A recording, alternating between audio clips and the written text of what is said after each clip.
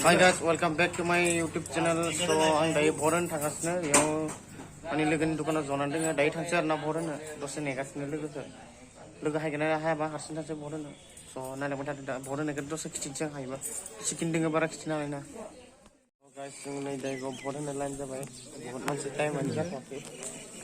नै मा गानना दं मास्क प्लास्टिक सब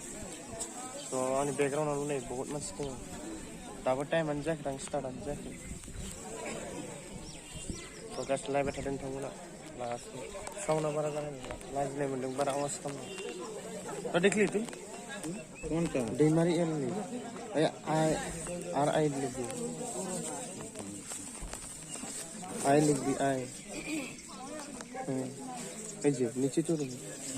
এটাই তো লাগে অন কর ভিডিওটা মার সাবস্ক্রাইব মার তোর আমি মারবো এই জলদি মার ब्लॉग सुधा बस तंगलायो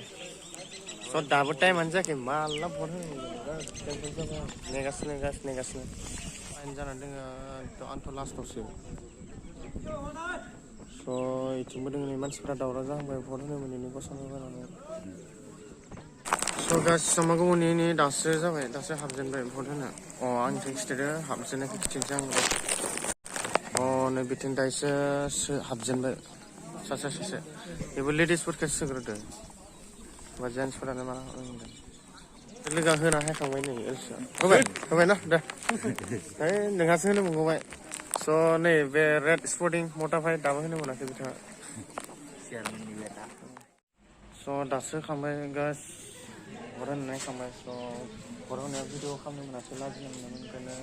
दायो बाहेरायाव हायनानै खालामबाय आरो ना आं इथिं बे बाराथिं खालामनानै हायफिनबाय आरो ना